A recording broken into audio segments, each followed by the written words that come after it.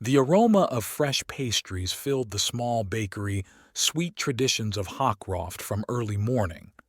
Sterling was busy working her magic on another batch of her famous apple strudel when the bell above the front door announced the arrival of the first customer. She didn't even turn around. She knew who it was from the click of heels and the distinctive smell of cloying perfume. "Darling, you're spending all your time in this bakery again." Eunice Hockroft's voice sounded slightly reproachful, as always. "Fletcher said you didn't come home until after 9 last night." Sterling calmly spread the last layer of dough, sprinkled it with cinnamon, and replied without looking up from her work. "We had a big wedding order yesterday. 250 almond cakes in addition to the main cake." "But you have helpers." Eunice sat down at the table by the window, smoothing the folds in her light beige suit. "A woman should be home with dinner waiting for her husband, not working late into the night." Sterling smiled to herself. Her mother-in-law lived in some old TV show. But what could she expect from a former elementary school teacher who had devoted her entire life to raising her only son? Even now, when Fletcher was 35, Eunice continued to mother him as if he were a little boy. "Speaking of Fletcher," Eunice perked up, "did you know he got promoted to senior manager? Now he'll have his own office at the car dealership. I always told you my boy would go far." Sterling knew. She also knew that the promotion came after the dealership owner, an old friend of Eunice's from college, had come over for Sunday dinner. But she didn't mention it. There was no point. To Uni, her son was perfect in every way. The front door opened again. The morning rush of customers was beginning. Uni stood up, straightening her jacket. "Oh, I almost forgot to tell you. We're expecting you at 7 tonight. I'll make my signature chicken pie." "Today? We didn't make plans." Sterling frowned. "Fletcher wants to tell you about his new plans." Eunice beamed. "He's so smart, already thinking about starting his own business. That's my boy, always striving for more." Sterling said nothing. She knew her husband's plans all too well, big ideas that never came to fruition. One day he was going to open a chain of gyms. Then he came up with some kind of phone app. Then he got excited about exporting rare varieties of tea. None of his projects ever got past colorful presentations and enthusiastic discussions with his mother. The day flew by with the usual chores: orders, customers, suppliers, new recipes. Sterling loved her work. Growing up in a family of bakers, she had known since childhood that true happiness came from creating something with her own hands. Her great-grandfather started with a small bakery in Portland. Her grandfather expanded the business to 3 stores, and her father turned the family business into a well-known chain. Sterling decided to start from scratch in another city. She wanted to prove that she was worth something on her own. At 4:45, she parked her car near the house she shared with Fletcher, a small 2-story cottage in the suburbs. The lights were on in all the windows, which meant that Eunice was already bustling about in the kitchen. Fletcher usually arrived at the last minute, busy with important matters at the salon. In the hallway, Sterling was met by the smell of burnt dough. Eunice was rushing between the kitchen and the dining room, setting the table. "Oh, this pie. The oven must be acting up. Fletcher said we need to buy a new one with smart programs." "I could help," Sterling offered, but her mother-in-law waved her away. No, you're tired after work. You'd better get changed. Fletcher will be here any minute." Fletcher appeared 40 minutes later when the pie had finally cooled down. Tall, fit, and dressed in an expensive suit, he always took care of his appearance. He kissed his mother on the cheek, nodded to his wife, and immediately started talking about his new project. This time, it was about creating a mobile app for choosing cars. "Imagine," he waved his arms, not noticing that he had knocked over his wine glass, "the customer uploads a photo of themselves, and artificial intelligence selects a car based on their appearance and lifestyle. It's the future of car sales." "Genius!" Eunice exclaimed. "I always said you had a bright mind." Sterling ate her cold pie in silence. She knew that in a week, Fletcher would forget about this idea and come up with something new, and Uni would continue to believe in her son's genius, turning a blind eye to reality. The evening ended as usual. Eunice washed all the dishes, refusing her daughter-in-law's help. Fletcher went to his study to work on the project. But in reality, he went to watch videos on YouTube.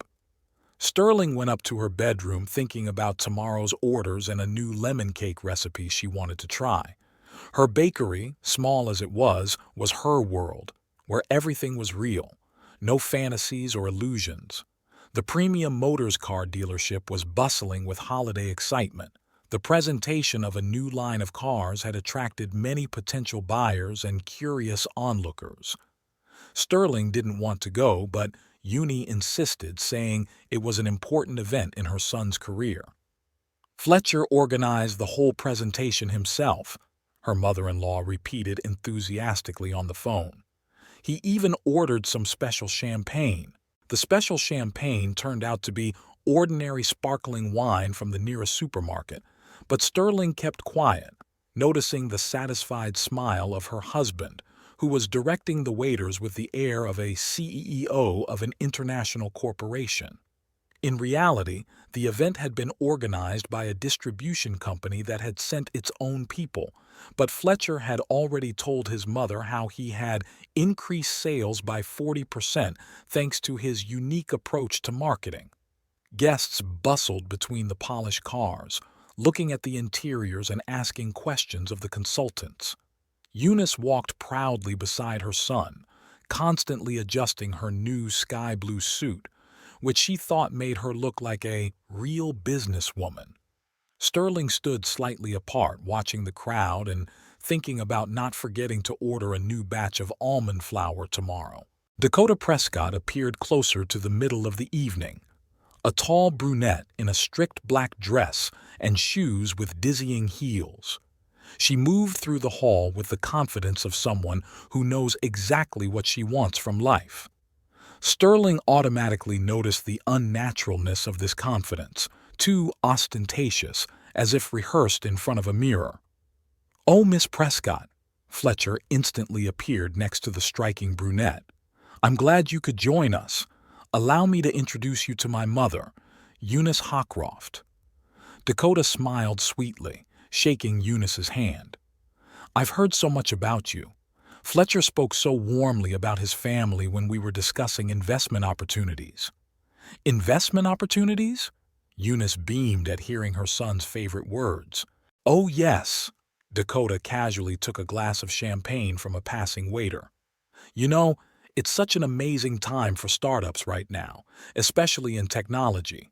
Just yesterday, my partners in Silicon Valley—" Sterling watched as Fletcher and Uni literally hung on the stranger's every word. Dakota spoke confidently, easily juggling terms like blockchain, neural networks, and innovative solutions. Her story about a successful startup producing smart sportswear sounded convincing, if you didn't listen too closely to the details. "Imagine," Dakota said, "clothing that regulates your body temperature, reads your pulse, determines your workload, and can even warn you of an impending heart attack. We've already received preliminary approval from 3 major investors." "Amazing!" Eunice exclaimed. "Fletcher, honey, this is exactly what you've been talking about. Remember you wanted to do something innovative?" Sterling noticed her husband straighten up. "Yes, Mom. I was just thinking about something like that. You know, Miss Prescott, I have a few ideas." "Just call me Dakota," the brunette smiled. "I'm sure we'll have a lot to talk about. By the way, how would you feel about discussing some possibilities over lunch?" For the next half hour, Sterling watched Dakota skillfully carry on the conversation, gradually capturing not only Fletcher's attention, but also that of the enthusiastic Eunice. She talked about successful deals, multi-million-dollar contracts, and promising developments. She talked about her special intuition for profitable projects and her ability to find diamonds among fledgling startups. "How old are you, dear?" asked Eunice, clearly impressed by her conversation partner's success. 27, Dakota said casually, and Sterling again noticed the falsehood. The woman was clearly over 30, but Uni and Fletcher didn't seem to notice. By the end of the evening, Dakota had exchanged contact information with Fletcher and arranged a meeting to discuss potential collaboration. Eunice was beaming with happiness, anticipating her son's successful career in the world of high technology. "What a wonderful girl," she enthused on the way home. "And so successful at such a young age. Fletcher, you must show her your projects. I'm sure she'll appreciate your potential." Sterling drove in silence, remembering how Dakota had skillfully avoided specific questions about her company, each time steering the conversation toward rosy prospects and big numbers. Something about this woman was unsettling. Maybe it was her overly polished manner or the subtle pauses before she answered simple questions, or the way she carefully studied her conversation partner's reactions before saying anything new. At home, Fletcher immediately locked himself in his study, saying he had to prepare a presentation of his ideas for tomorrow's meeting with Miss Prescott. Eunice stayed overnight in the guest room to help her son choose the right suit for such an important meeting in the morning. Sterling went up to her bedroom, habitually checking the list of orders for tomorrow on her phone. A glossy brochure with the Dakota Company logo, Fit Future Innovations, was left on the kitchen table. Sterling turned it over in her hands. Beautiful printing, big words, impressive graphics. But there was no specific address or contact information for a real office. Just an email address and a cell phone number. The house was unusually noisy. Fletcher kept coming down to the kitchen for coffee, and Eunice was bustling around her son, giving him advice on how to prepare his presentation. Sterling listened to their excited voices and thought about calling her father tomorrow. He always knew how to distinguish real business opportunities from pretty window dressing. Perhaps he had heard something about this mysterious Fit Future Innovations and its ambitious founder. It was an unusually warm spring, and Eunice decided to have Sunday lunch in the garden. Sterling watched through the kitchen window as her mother-in-law set the plates on the garden table, glancing at her watch every now and then.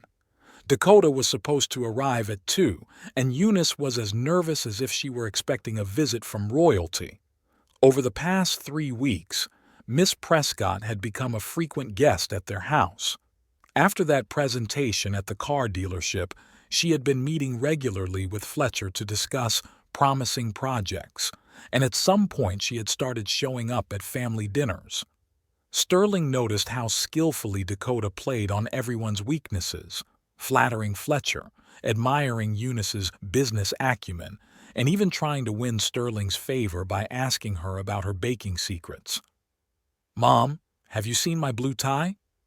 Fletcher came down to the kitchen, buttoning his shirt as he went. "The one with the silver pattern? It's in your closet, top shelf on the left," Eunice replied.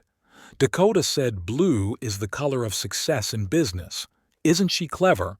And so attentive to detail." Sterling said nothing, continuing to chop vegetables for the salad. Yesterday, she had finally got through to her father and asked him about Fit Future Innovations. The answer was predictable. No one in business circles had heard of such a company.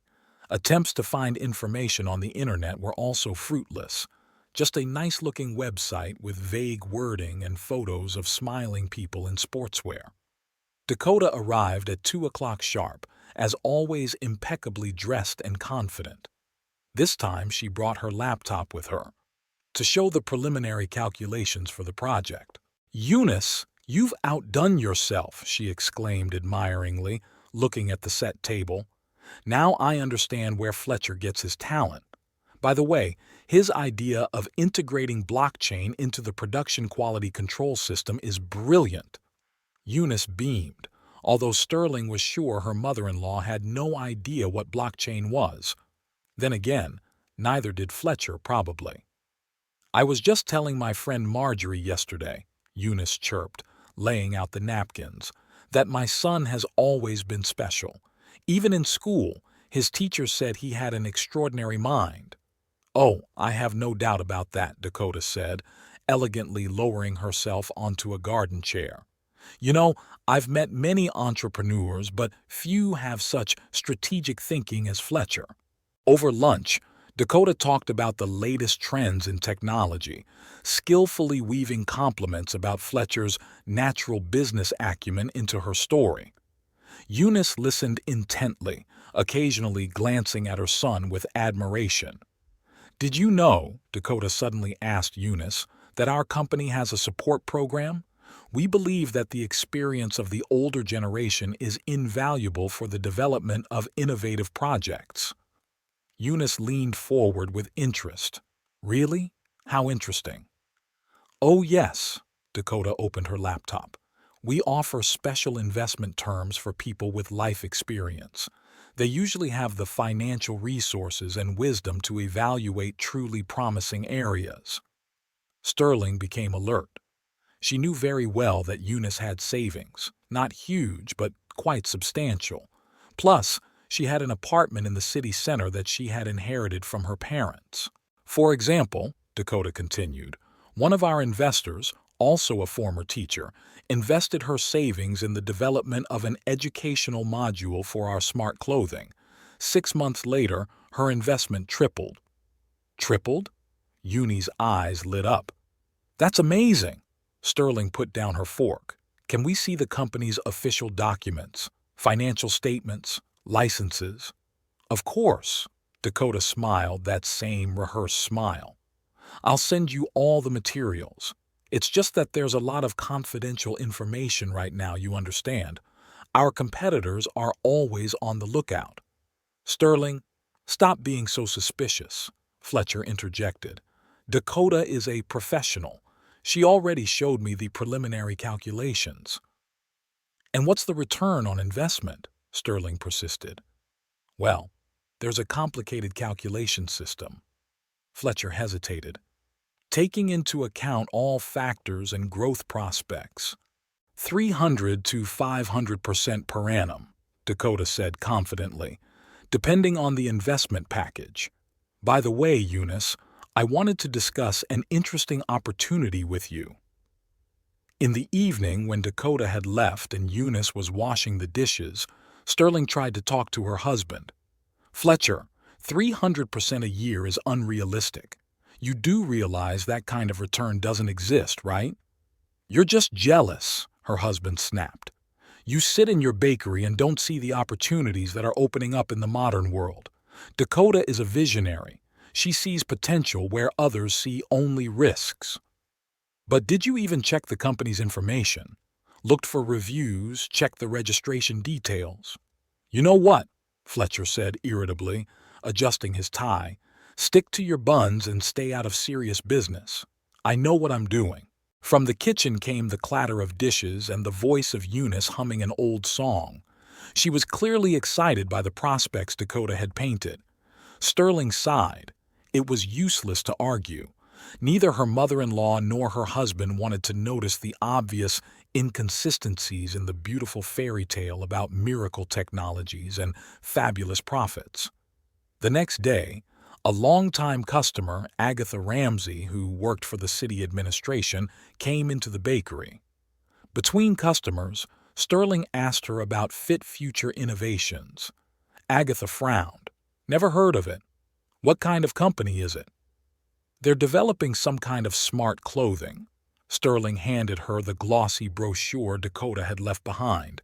"They promise investors fantastic returns." Agatha scanned the text and shook her head. Familiar writing. "Last year we had a series of complaints about a similar story.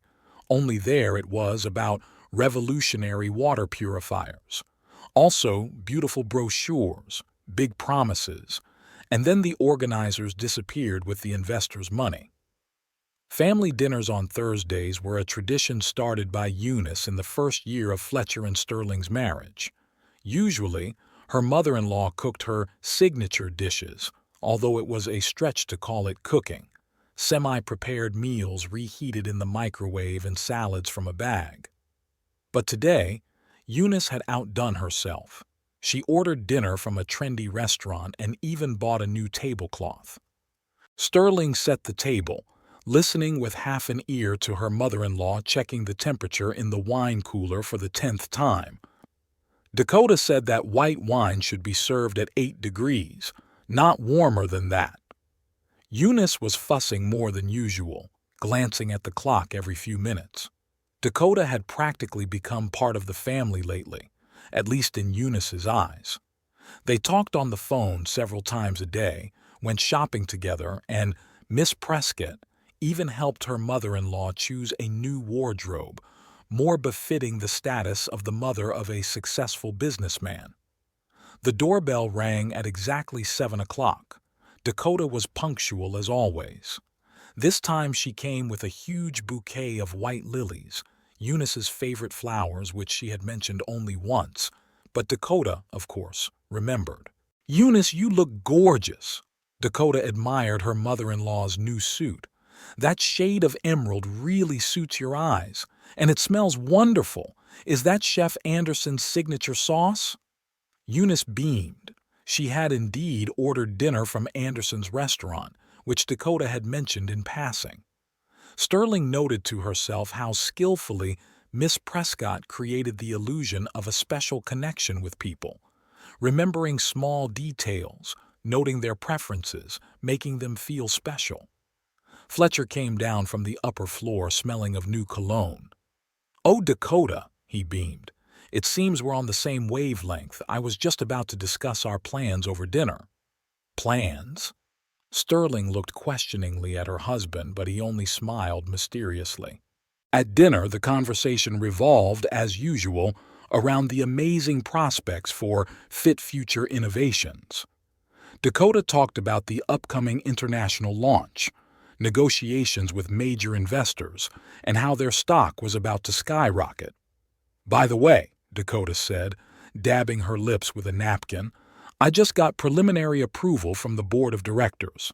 Fletcher can join us as a senior development specialist." Eunice almost dropped her fork. "Really? Oh, I knew it. My boy was always worth more than some car dealership." "Yes," Dakota turned to Sterling. "Actually, that's why we're here today. We need to discuss some changes in your family life." There was a strange pause. Sterling felt a chill run down her spine. "You see," Dakota continued, "the position we're offering Fletcher requires full commitment, frequent travel, meetings with investors, social events. I understand that this could be difficult for your family life." "What are you talking about?" Fletcher was clearly nervous, but Dakota reassuringly placed her hand on his wrist. "Honey, we need to be honest." She smiled, that same practiced smile. "We spend a lot of time together working on the project, and I see how you blossom when you're around someone who can appreciate your potential." Eunice clapped her hands enthusiastically. "Oh, I'm so happy. You know, I've noticed for a long time that Sterling, with her bakery, well, she's just not capable of understanding Fletcher's scale of thinking." "Exactly," Dakota nodded. "That's why I'm here. Sterling, no offense, but I'm better suited to be the life partner of a future top executive of an international company. I know this world, I understand its demands." "What does that mean?" Sterling was surprised at her own calmness. "It means, dear," Eunice interjected with ill-concealed triumph, "that Dakota will take your place, and I fully support that decision." Sterling silently put down her cutlery. She looked at this strange scene. Excited Eunie, Fletcher nervously fiddling with his tie, smug Dakota, and felt something like pity. "Do you mind if I go to my room?" She rose from the table. "I have a big wedding order tomorrow and need to get ready." "Sterling, don't you understand?" Eunice was indignant. "This is a serious conversation." "Of course it's serious," Sterling nodded. "But my workday starts at 5 in the morning, and it's almost 9 at night." As she climbed the stairs, she heard Dakota reassuring Eunie. "Don't worry, it's a normal reaction. The main thing is that Fletcher is now free for a new life." In her bedroom, Sterling took out her phone and dialed Agatha Ramsey's number. Perhaps she should have asked her more about that water purifier story. And while she was at it, she could ask for some contacts in the police department, just in case. The hustle and bustle at Sweet Traditions Bakery was suddenly interrupted by the appearance of Eunice. Her mother-in-law usually avoided coming here, considering it too simple. However, today she was literally glowing with excitement, waving some papers. "Sterling, you have to see this!" Eunice pushed her way past the surprised customers to the counter. "Dakota showed me the preliminary calculations for the investment plan. It's incredible." Sterling was just finishing decorating a wedding cake with thin white chocolate petals. "Sit down at the table, Eunice. I'll be ready in 10 minutes. Her mother-in-law shifted impatiently from foot to foot, but finally obeyed, settling down by the window. Sterling watched her shift papers around, adjust her glasses, and look over some charts again. Finished with the cake, she handed it to her assistant to wrap and took off her apron, sitting down across from her mother-in-law. "Would you like some coffee?" "No, listen."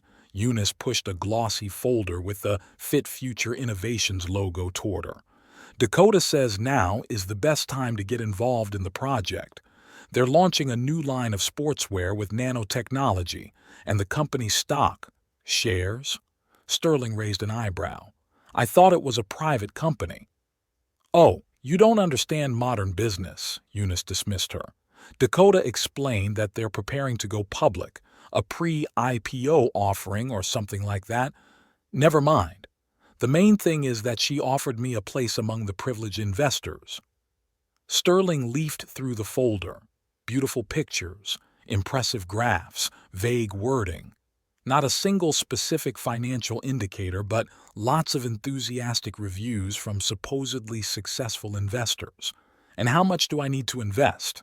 "Only 500,000. Eunice lowered her voice. "I have some savings, but Dakota says we can mortgage the apartment and invest more. Then the profits will be fantastic." "Mortgage the apartment?" Sterling felt her stomach clench. "Eunice, are you serious? Why not?" "Fletcher says it's a great opportunity. He's going to invest some money himself." "What money? Fletcher doesn't have that kind of money." "Well," Eunice hesitated, "he'll take out a loan against the house." Sterling exhaled slowly. Their house was in both their names, and no loans could be taken out without her signature. At least, not legally. "Listen, Eunice," she tried to speak calmly. "Have you even checked out this company? Looked at their documents, licenses?" "Dakota showed me everything." Eunice pulled some certificates out of a folder. "Here, look, it's all official." Sterling glanced at the papers. High-quality forgeries, but convincing enough for a layman. Beautiful seals, ornate signatures, gold embossing. "Did you check these certificates with the appropriate authorities?" "Why?" Eunice asked, genuinely surprised. "Dakota is an honest person. She cares so much about Fletcher and helps him so much with his career, and she thinks about me too. She says that at my age, it's time to secure a decent retirement." At that moment, the bell above the front door rang and Fletcher entered the bakery. He looked unusually excited. "Ah, are you already discussing the investment plan?" He put his arm around his mother's shoulders. "Isn't it an amazing opportunity? Dakota says that in a year we'll be able to buy a villa in Malibu." "Fletcher," Sterling looked her husband in the eyes, "do you really believe in this idea?" "Why not?" he shrugged. "Dakota knows what she's doing. She has connections in Silicon Valley, contracts with major brands, which, for some reason, aren't mentioned anywhere." "Confidentiality," Eunice interjected. Dakota explained that at this stage, we can't disclose any details. "Of course," Fletcher smiled smugly. "It's big business, honey, not like your bakery." Sterling said nothing. It was useless to argue. They had both fallen under Dakota's spell, believing her fairy tales about easy money and a bright future. "By the way," Eunice took another envelope out of her purse. "Dakota sent the preliminary contract. All you have to do is sign it and make the first payment. She says the offer is only good for 3 days. After that, the list of investors will be closed. 3 days? Sterling took the contract. Very convenient. Just enough time to make an emotional decision, but not enough for serious research. What do you mean? Fletcher asked, alarmed. Nothing, Sterling said, standing up. I just have to get back to work. I have 3 more orders to fill today. Exactly, snorted Eunice. You're busy with your cupcakes when you could be making real money. Come on, Fletcher. We need to get the paperwork ready for the bank. Sterling watched them through the bakery window. She had to do something quickly before this couple lost all their savings. But how could she reach people who were so desperate to believe in a miracle? She took out her phone and dialed her father's number. Perhaps his old connections in the banking world could at least slow down the loan process. And who knows, maybe Agatha would dig up something interesting about Miss Prescott's past scams. The smell of fresh pastries usually calmed Sterling, but today even her favorite job couldn't distract her. She mechanically filled the croissants with filling, her mind on the documents Eunice had shown her yesterday. Her father had called early in the morning. His lawyer friend had found so many legal loopholes in the Fit Future Innovations contract that you could write a whole manual on fraud. The doorbell made her jump. Eunice entered the bakery unusually dressed up for early morning. A new sand-colored suit, high-heeled shoes, a handbag from the latest collection, clearly the result of shopping with Dakota. "Sterling, we need to talk," her mother-in-law said, heading decisively toward the counter. "I understand that you're upset about the whole situation with Fletcher and Dakota, but sit down, Eunice." Sterling nodded to her assistant to bring tea. "I was just about to discuss those investments with you." Eunice sat down at the table, smoothing the folds in her skirt. She looked excited, as if she were about to share some amazing news. "You know, Dakota showed me a presentation of their new project yesterday. Can you imagine? They've developed a special fabric that regulates body temperature. She says that major sports brands are already lining up for a license. And where can we see samples of this fabric?" Well, Uni was slightly embarrassed. It's a trade secret for now, but Dakota promised to bring prototypes next week. Sterling placed a cup of tea in front of her mother-in-law and sat down opposite her. "Eunice, I looked into this company. You know what's interesting? It doesn't exist. I mean, legally, there's no such company." "Nonsense!" Her mother-in-law pushed her cup away indignantly. "They have an office, employees. Where is this office, Eunice? Have you been there? Have you seen these employees?" Dakota said they're working remotely for now, saving on rent. Eunice faltered. "But that's normal for modern businesses. Fletcher explained to me that all successful companies start out that way these days." Sterling took out a folder with printouts. "Here's the lawyer's opinion on the contract they're asking you to sign. There are so many violations of the law that any court would declare it null and void.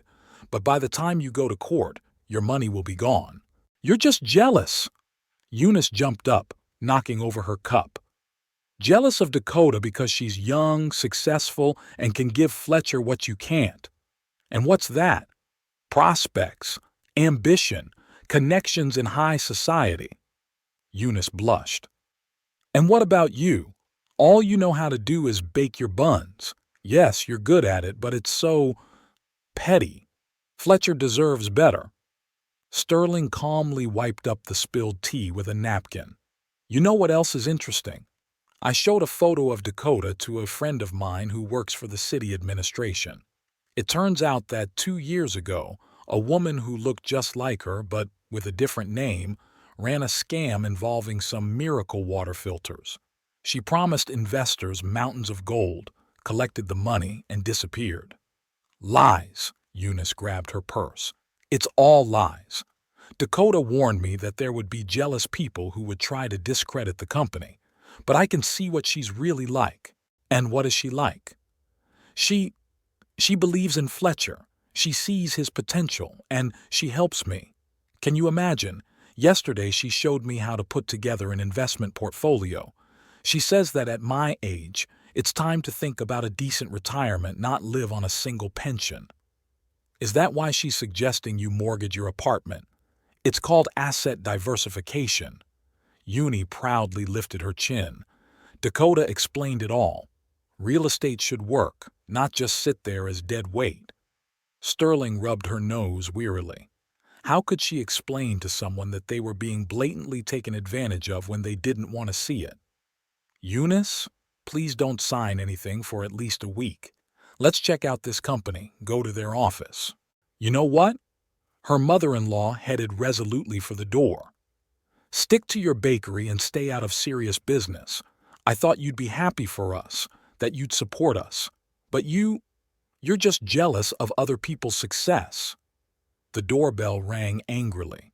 Sterling watched through the window as Eunice hurried to her parked car, a brand new BMW that Fletcher had taken out a loan for on Dakota's advice. A successful person needs a car to match, she had explained. Her phone vibrated in her pocket, a message from Agatha. Found something interesting about your Dakota. Meet me tonight? Sterling replied with a short yes and returned to work. Croissants wouldn't bake themselves, and time was running out to save her family from financial ruin. A gray autumn morning greeted Sterling with an unpleasant surprise. As she drove past Eunice's house, she noticed a real estate company truck at the entrance. Parking around the corner, she watched as workers carried out furniture and boxes. Her mother-in-law was bustling about, constantly adjusting her new silk scarf. Another gift from Dakota. Fletcher showed up half an hour later in his shiny BMW. He looked unusually composed and businesslike. Even his tie was straight, unlike usual. Sterling saw him explaining something animatedly to his mother, waving some papers. She arrived at the bakery late, for the first time in 5 years of working there. The assistant had already finished the first batch of pastries but was nervously glancing at the order list. Today, they had to prepare desserts for a charity event. Her phone vibrated insistently. Agatha had sent the results of her investigation. The information was disappointing. Over the past 3 years, Dakota Prescott had managed to appear in 3 different states under different names. The scheme was always the same: find wealthy people, offer them investments in non-existent technologies, collect the money, and disappear. Around noon, Fletcher unexpectedly walked into the bakery. He usually spent this time at the car dealership or at business meetings with Dakota. Sterling, he looked unusually excited, I have some amazing news. Mom has finally decided to take a serious step. She's selling her apartment and investing the money in our project. Your project? Are you referring to Dakota's scam? Sterling methodically arranged macarons on a tray. Stop it! Fletcher tugged at his tie in irritation. You just don't understand the scale of the opportunity. Dakota says that in 6 months the profit will be at least 300%. And you believe her? Of course. She's a real professional. Do you know how many connections she has in the business world? Last week she met with representatives of a major sports brand that no one has heard of. Confidentiality. Fletcher rolled his eyes. How many times do I have to tell you? At this stage, we can't disclose any details. Sterling put down the pastry bag. Fletcher, your mother is selling her only home. Do you realize she could end up on the street? Don't be ridiculous, he smirked smugly. In a year, we'll all be living in luxurious mansions. Dakota has already found a great option in a prestigious neighborhood. There will be plenty of room for Mom.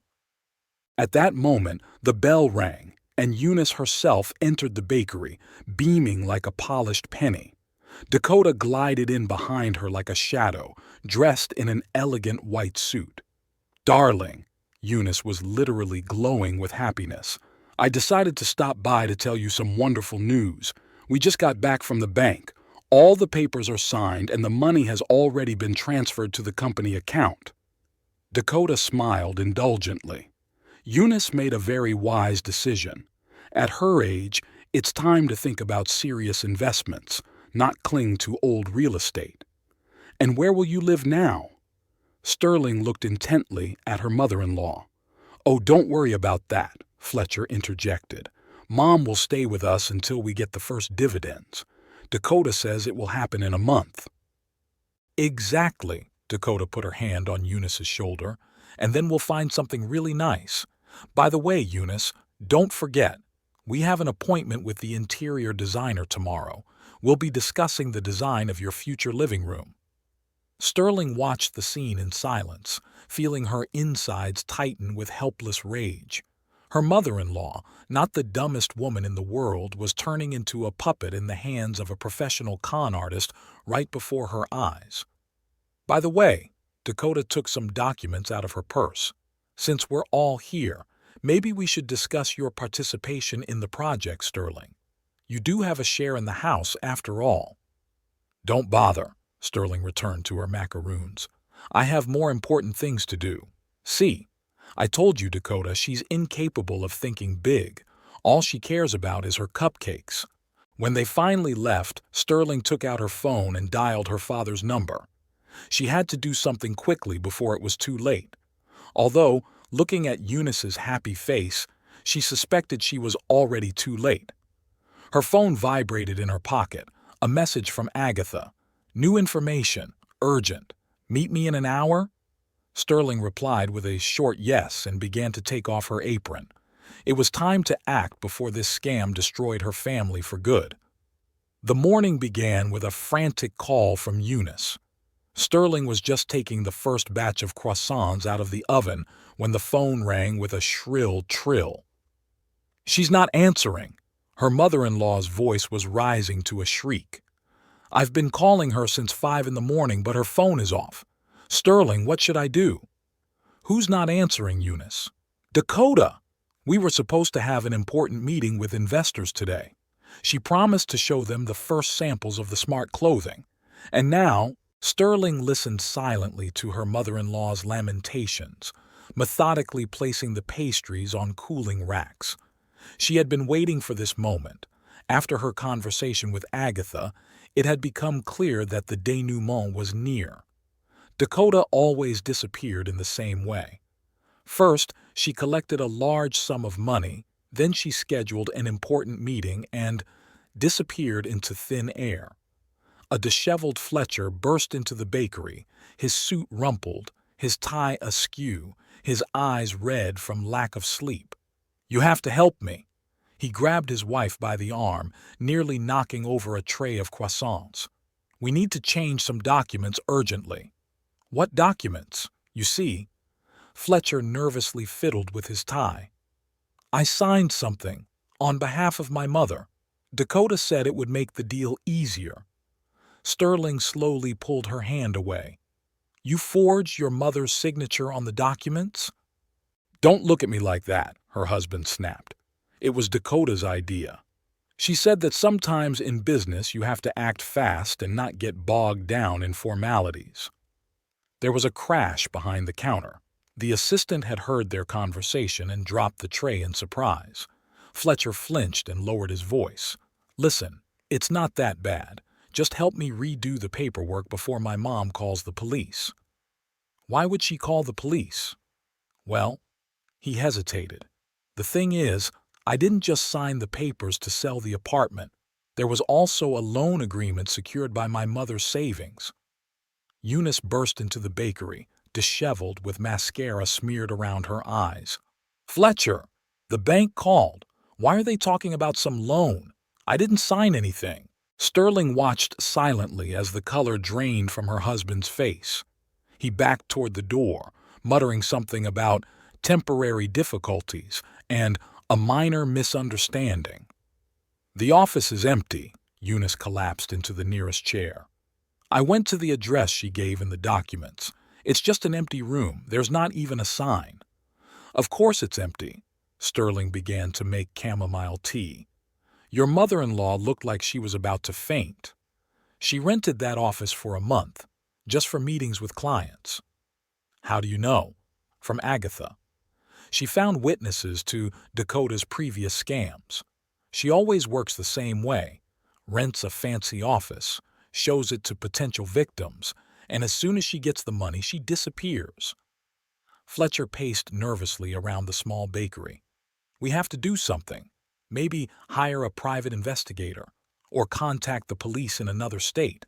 The police? Eunice looked up. How are you going to explain the forged signatures? My son is a criminal. Mom, I did it all for us. Fletcher fell to his knees in front of his mother. Dakota promised to triple our investment in a month. We could have been rich. Investment? Eunice laughed hysterically. What investments? You gave all my money to a con artist. You sold the apartment. I have nowhere to live. Sterling placed a cup of tea in front of her mother-in-law and took out her phone. Agatha advises not to delay reporting this to the police. She has found 2 other victims of this swindler. If we work together— No! Fletcher jumped up. No police. I'll think of something.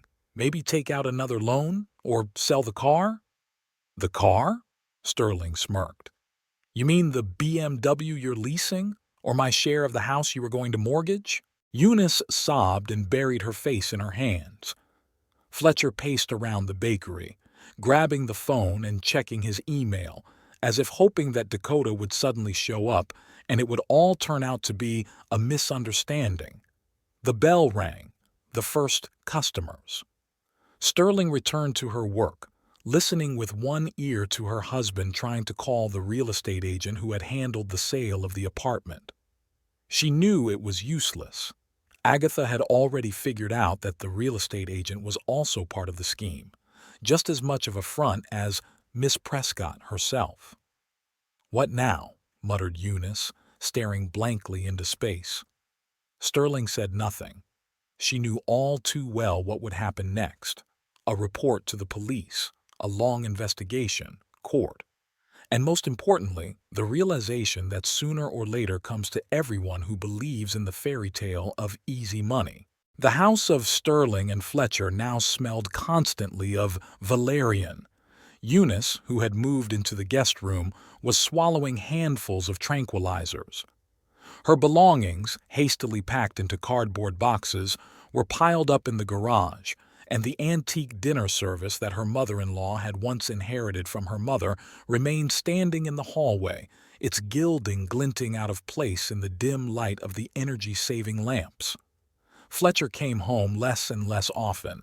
At first he made excuses about urgent work at the car dealership. Then he stopped answering his phone altogether. Sterling knew from her assistant, whose husband worked at the same dealership, that Fletcher hadn't shown up for work in a week. Eunice sat in her chair by the window all day, mechanically sorting through documents, contracts, receipts, beautiful brochures from Fit Future Innovations. Sometimes she would start talking to herself, recalling details of her conversations with Dakota, as if trying to find the moment when she could have prevented something. Do you remember, Sterling, how she talked about her house in California? Eunice raised her eyes, red from lack of sleep. She said she bought it with her first investment. She was lying, wasn't she? She didn't have a house, did she? Sterling nodded silently, continuing to prepare dinner. She had long since given up trying to explain the obvious to her mother-in-law. She had to go through it herself, come to understand it on her own. In the evening, Agatha called. Another victim of Dakota's scam had come forward in a neighboring state. There, she had introduced herself as Amanda Holbrook and sold shares in a non-existent technology company. The scheme was the same: beautiful promises, fake documents, and disappearance with the money. Maybe we should go to the police after all? Agatha spoke quietly, as if afraid of being overheard. I have a detective friend who specializes in these kinds of cases. Sterling looked at Eunice, who was rereading the apartment purchase agreement for the umpteenth time, and shook her head. It's too early. She's not ready to admit that her own son— She didn't have time to finish. The front door burst open and Fletcher stumbled into the house. He reeked of alcohol. His tie was hanging around his elbow, and he was clutching a crumpled envelope in his hands. Mom! He collapsed to his knees in front of Eunice's chair. I'm sorry. I'll fix everything, I promise. Look, I've got a plan. Eunice didn't even move, continuing to stare into space. Over the past week, she had aged 10 years. She had lost weight. Her hair had turned gray and deep wrinkles had appeared around her eyes. I'll sell my car. Fletcher waved the envelope. And we can mortgage the house. I mean, your share, Sterling. You'll help me, won't you? For Mom's sake. Fletcher. Sterling sat down wearily on the arm of the chair. The house is mortgaged. Your car is leased. What are you going to sell? There has to be a way out. He grabbed his head. Maybe take out a loan or confess to forging documents, Eunice said quietly, speaking for the first time that evening. Admit that you cheated your own mother. Fletcher froze. Fear flashed in his eyes. The same fear Sterling had seen when he first realized the magnitude of what he had done. I'll fix everything, he said, backing toward the door. I need to check something. I'll be back tomorrow and we'll talk. The front door slammed again. Through the window, Sterling saw her husband hurriedly get into his car and nervously look around before driving away. He won't come back, Eunice said as calmly as if she were discussing the weather forecast. My son is a coward. He always has been. I just didn't want to see it. Sterling silently hugged her mother-in-law around the shoulders. Deep down, she knew that Eunice was right. Fletcher would run away, just as he had always run away from problems. Only this time, his escape would not be a temporary retreat, but a permanent disappearance. Her phone vibrated in her pocket, a message from Agatha. The police have found a trail for Dakota. It looks like she's already in Mexico. She was seen with a man who matches Fletcher's description. Sterling deleted the message without showing it to her mother-in-law. This news could wait until tomorrow. Eunice had already had to deal with too much bitter truth today. The bakery was unusually quiet. The pre-Christmas rush had not yet begun, and the few customers leisurely selected pastries to accompany their morning coffee. Sterling was working on a new recipe for honey gingerbread when the bell above the door announced Eunice's arrival. Her mother-in-law looked unusually composed, a strict suit instead of her usual colorful outfits, her hair neatly styled rather than hastily pulled back into a bun. Only her eyes betrayed her state, red and dark-circled from lack of sleep. Can we talk? Eunice sat down at a table in the corner, fingering the handle of her old-fashioned handbag. Sterling nodded to her assistant to keep an eye on the gingerbread and sat down opposite her mother-in-law. 2 cups of chamomile tea appeared on the table between them. Over the past few weeks, this had become a ritual part of their conversations. I checked the bank statements, Eunice said, pulling a stack of documents out of her purse. It turns out that Fletcher didn't just take my money. In fact, he withdrew almost all the funds from your joint account, and he also took out a loan against his share of the house. Sterling silently sipped her tea. She already knew about this. The statements had arrived in her email a week ago, but she had decided to wait until her mother-in-law was ready for this conversation. You know what the worst part is? Eunice ran her finger around the rim of her cup. It's all my fault. You tried to warn us, showed us the evidence, talked about the audits, and all I did was accuse you of being jealous. A school bus sped past the bakery window, showering the display case with a fan of autumn leaves. Sterling watched them slowly fall to the sidewalk, thinking about how easy it was for people to believe a beautiful lie and how difficult it was to admit their mistake. And there were warning signs, Eunice said quietly as if to herself. Remember the day Dakota first mentioned investments? She so skillfully steered the conversation away from specific figures and toward success stories. And I, like a fool, listened with my mouth hanging open. Don't beat yourself up. Sterling pushed a plate of cookies toward her mother-in-law. She's a professional con artist. There have been dozens like you. Exactly, Eunice sniffed. And I thought I was special. I thought she really saw something in me. business acumen, as she called it. And Fletcher, she faltered. You know, I've spent my whole life indulging his fantasies. He talked about grand plans and I nodded and admired him. Maybe if I had been stricter. Sterling got up to get some napkins. Tears were already dripping onto the documents. Passing the window, she noticed a familiar car. Agatha had arrived ahead of schedule. The police found Fletcher's trail, Eunice said, dabbing her eyes with a napkin. He's really with her, with that Dakota. They crossed the Mexican border together. Can you imagine? My son isn't just the victim of a con artist. He's become a criminal himself. I know, Sterling sighed. Agatha showed me the report. It looks like he was in on it from the start. He was just playing the role of the trusting son to gain her confidence. And you kept quiet all this time. Why didn't you say anything? Would you have believed me? Sterling smiled sadly. A week ago, you thought he was an innocent victim of circumstances. Eunice nodded, acknowledging her daughter-in-law's point. She finished her cold tea and straightened her shoulders. I filed a report with the police. Everything. The forged signatures, the real estate fraud, the theft of money from your account. Now he'll have to answer for his actions. Sterling looked at her mother-in-law with respect. To accept the betrayal of her own child and find the strength to act according to justice rather than maternal instinct was priceless. And one more thing. Eunice took an envelope out of her purse. I want to give you back at least some of the money. I sold my jewelry and that antique dinner set. No, don't. Sterling gently pushed the envelope away.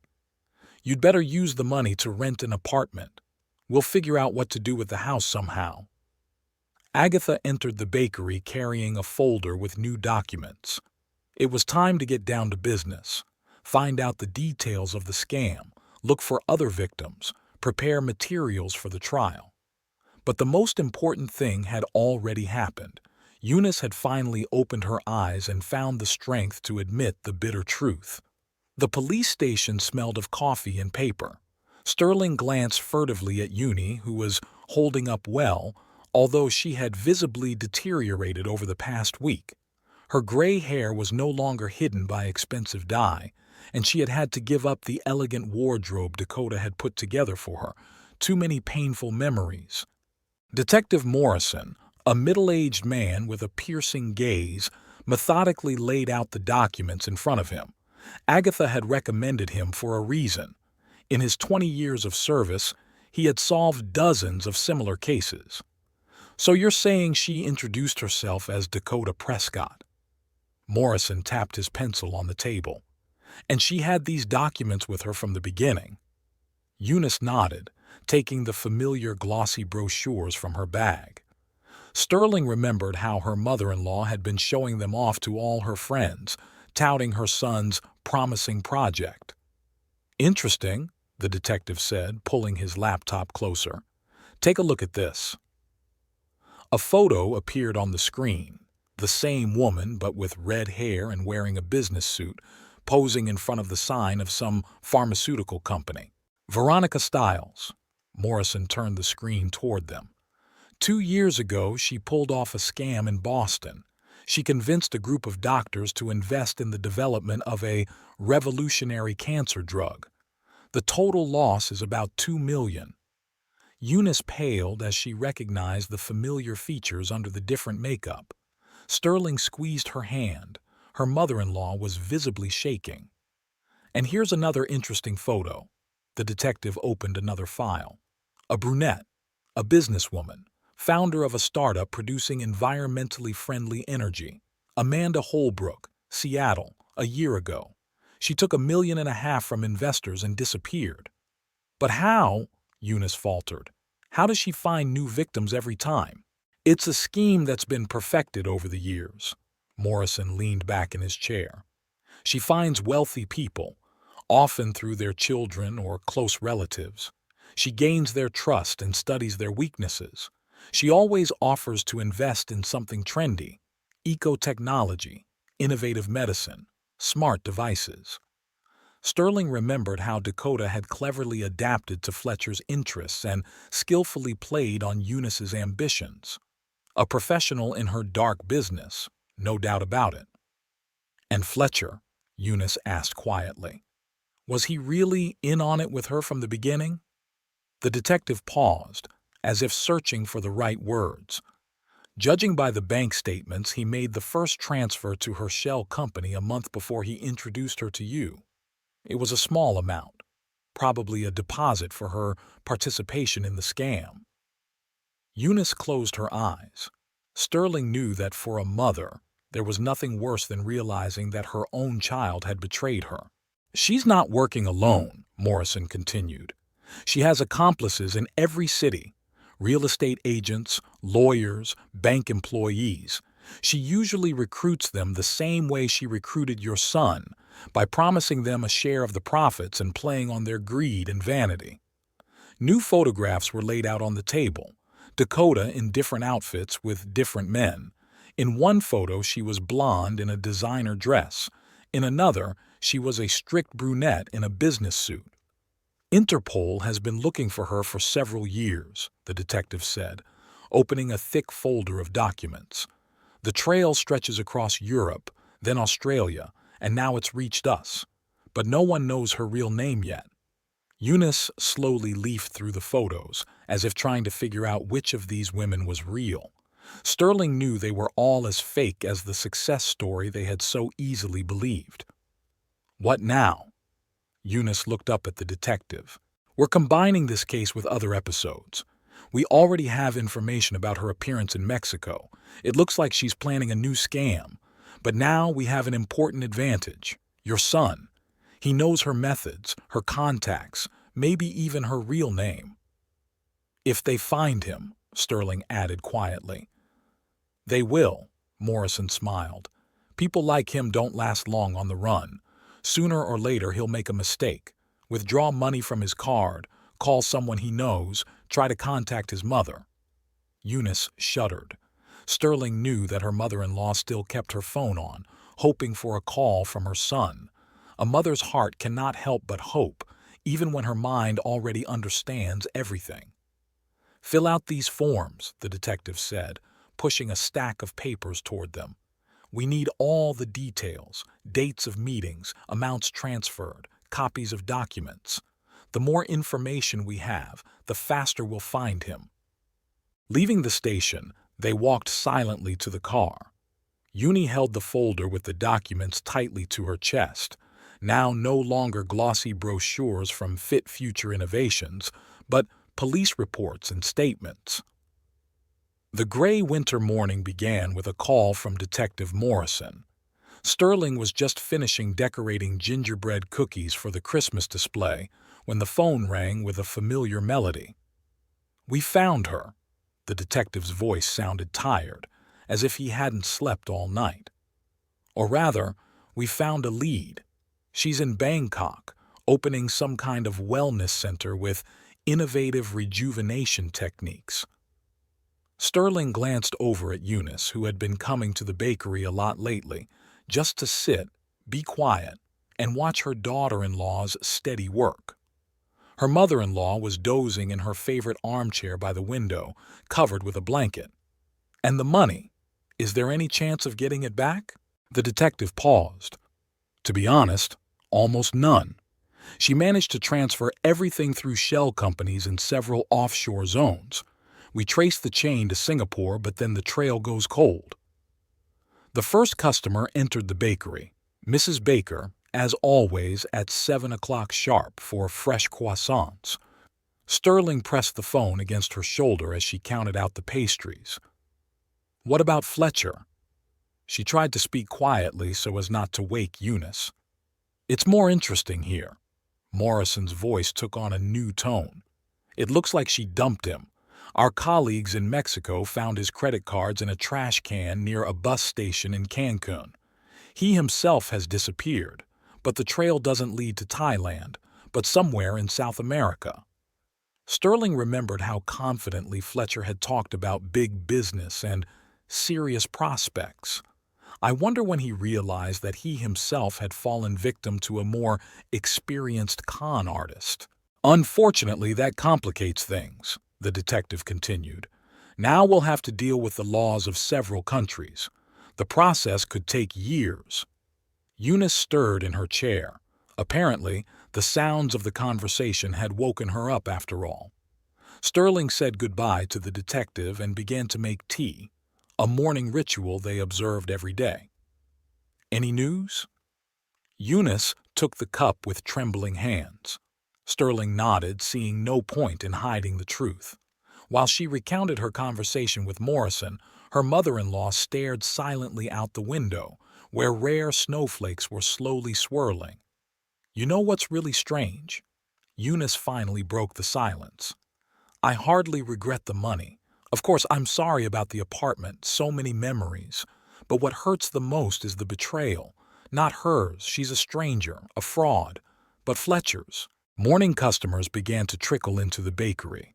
Sterling stood behind the counter as usual, watching her mother-in-law out of the corner of her eye. She had changed a lot in recent months. Her fussiness had disappeared, as had her habit of bragging about her son's successes. A new dignity had appeared, perhaps the kind that comes after a great loss. Agatha called yesterday, Sterling said, sitting down next to her mother-in-law during a rare moment of quiet. She says there are more victims, a family from Portland. It's a similar story. The son met Dakota at a golf club, brought her home, and she charmed everyone with her talk about some kind of nanotechnology. And they believed her too. Eunice smiled bitterly. They believed her. They sold the family business, a chain of sports stores. They invested everything in her non-existent startup. Outside, the snow fell harder, covering the street with a white blanket. Sterling watched the few passers-by hurrying about their business and thought about how many more people would fall into the trap of the next Dakota Prescott. Christmas is coming. Eunice suddenly changed the subject. Remember last year when we all decorated the tree together? Fletcher was so happy, like a child. Or was that just a game, too? Sterling said nothing. She didn't know what was worse, believing that it was all an act or hoping that, somewhere deep down, Fletcher was still the boy his mother had loved so much. Her phone vibrated again. A message from Agatha. Found another lead. Looks like she has a whole network of con artists like this in different countries. They're preparing new Dakotas. Sterling deleted the message without showing it to Eunice. Enough bad news for one day. Better let her help decorate the gingerbread cookies. Simple manual labor is sometimes better medicine than any conversation. The police station was unusually crowded. Detective Morrison had gathered all the victims of Dakota's scam for an important announcement. Sterling recognized a family from Portland, an elderly couple holding hands as if trying to support each other. Next to them sat a tearful woman in an expensive but rumpled suit, apparently the owner of the investment company that Miss Prescott had swindled in Seattle. Eunice kept to herself, huddled in a corner of the conference room. Lately, she had been trying to avoid crowded places. It was too painful to answer questions from acquaintances about her son. So, Morrison tapped his pencil on the table, getting everyone's attention. We have some news, and I'm afraid it's not very comforting. A familiar photo appeared on the screen. Dakota looking like a successful businesswoman with Fletcher next to her, beaming his trademark smile. The photo had been taken at the car dealership presentation where it all began. We analyzed all the financial transactions, the detective said, displaying some graphs on the screen. Fletcher Hockroft was not a random victim. He was actively involved in organizing the scheme, helping to select potential victims and preparing documents. Eunice quietly sobbed. Sterling squeezed her hand. It was cold and trembling. What's more, Morrison continued, we discovered that he ran a similar scheme in other cities. Here are statements from a bank employee in Denver, where Fletcher presented himself as an investment consultant and convinced clients to invest money in non-existent projects. Documents flashed across the screen: bank statements, contracts with forged signatures, photographs from various cities. In all of them, Fletcher looked confident, successful, convincing. This morning, a federal judge signed an arrest warrant for him, Morrison said, handing out copies of the documents to those present. Fletcher Hockroth has been officially placed on the International Wanted List as an accomplice in a major fraud. A woman in a wrinkled suit suddenly burst into tears. "What about our money? Is there any chance of getting it back?" The detective shook his head. "Unfortunately, most of the funds have already been transferred through offshore accounts. We are continuing to monitor the financial flows, but—" Sterling stopped listening, watching her mother-in-law's reaction. Eunice sat motionless, her fingers mechanically crumpling the edge of her scarf. Her face, usually so animated and emotional, was frozen in a mask. After the meeting, they walked silently to the car. The snow that had fallen the day before had already turned into a dirty slush under the feet of passers-by. Somewhere in the distance, a police siren wailed. "You know what's the worst thing?" Eunice suddenly stopped in the middle of the sidewalk. "I'm not even surprised. Somewhere deep down, I always knew that Fletcher, capable of doing something like this. I just didn't want to see it." The usual hustle and bustle awaited them at the bakery. Pre-Christmas orders demanded attention. Eunice silently put on an apron and stood next to Sterling, helping her decorate gingerbread cookies with icing. Her hands, which had been trembling just a moment ago, now moved confidently and precisely. Sterling's phone rang, a message from Agatha. "Turn on the news, Channel 1. A familiar face appeared on the small TV screen, which usually muttered something in the background for customers. Fletcher, gaunt and unshaven, was being led out of a police station somewhere in Peru in handcuffs. Eunice didn't even turn her head toward the screen. She methodically continued to paint snowflakes on the gingerbread cookies with icing, as if it were the most important thing in the world. Only her shoulders trembled slightly. "Turn it off," she asked quietly. "I don't want to see it." That evening, as she was closing the bakery, Sterling found a scarf on the table that her mother-in-law had left behind, the one Dakota had given her. Uni never came back for things she left behind. Maybe that was her way of saying goodbye to the past, leaving it behind like unnecessary baggage. The law office greeted Sterling with dim lighting and the smell of leather folders. The divorce proceedings turned out to be surprisingly simple. Considering that Fletcher was under investigation and all their jointly acquired property had been pawned or sold, there wasn't much to divide. As she signed the documents, Sterling thought about how strange life had turned out. Just 6 months ago, she had considered herself happily married, if not passionately so, then at least content. And now she was sitting in a lawyer's office, methodically signing papers that officially severed her ties with the man who had turned out not to be who she thought he was. Eunice had temporarily moved in with her old friend Marjorie, the same woman she had once proudly shown the Fit Future Innovations brochures to. Now they ran a support group together for elderly people who had been victims of fraud. Strangely, this work seemed to breathe new life into her mother-in-law. She no longer looked broken, and her eyes had regained their former sparkle. Spring brought changes to Sterling's life as well. The bakery unexpectedly received an order to supply desserts to a chain of trendy coffee shops, and now there was twice as much work. They had to hire 2 more assistants and expand production. Eunice often came in the mornings, no longer as a mother-in-law, but more as a friend, helping with decorating cakes and chatting with customers. News about Fletcher was rare and sparse. He had been detained in Peru, but lengthy extradition proceedings were underway. Dakota had not been found. The trail in Thailand had turned out to be a dead end. However, neither Sterling nor Eunice were following the investigation with the same interest as before. One spring day, when the sun was shining brightly on the bakery window, Uni came in with an unexpected proposal. "You know," she said, arranging fresh croissants on a tray. Marjorie asked me to be her co-host on her podcast. She tells stories about financial fraud and warns people about the dangers. Sterling smiled. She remembered how her mother-in-law had once snorted contemptuously at the word podcast, considering it a frivolous pursuit. "And what did you decide?" I said yes. Eunice adjusted her apron. "You see, my story can help others avoid making the same mistakes, especially women my age. We often fall prey to scammers."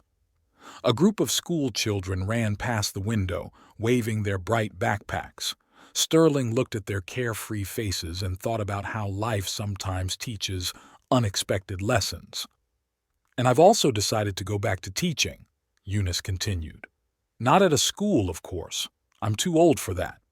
But the community center is starting a financial literacy program for seniors.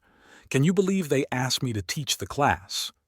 Her voice sounded as enthusiastic as it had when she once talked about Dakota's promising investments. But now it was a different kind of enthusiasm, mature, conscious, based on bitter experience and a desire to help others. Sterling was covering the display case with fresh pastries, listening with one ear to Eunice discussing the latest episode of their podcast with a regular customer. The story about how easy it was to fall for beautiful promises and how hard it was to admit your mistake afterward resonated with many. In the evening, after closing the bakery, they drank tea together and tried out a new recipe for honey cake. Eunice no longer wore expensive suits or dyed her hair. The gray suited her remarkably well, giving her a special dignity. "You know," she said thoughtfully, stirring her cup with a spoon, "I was looking through some old photos recently. I found a picture of Fletcher as a child. He looked so serious, wearing a tie, pretending to be a businessman. Even then he liked to pretend to be someone else." Sterling listened silently. She knew that Eunice was still hurting from her son's betrayal, but now the pain had become quieter, calmer. Perhaps it was because her mother-in-law had finally found her true calling, helping others avoid falling into the trap of people like Dakota and Fletcher. And the bakery, Sweet Traditions of Hockroft, continued to delight customers with fresh pastries, and life gradually returned to normal, without false promises or beautiful illusions, but with real work and honest relationships.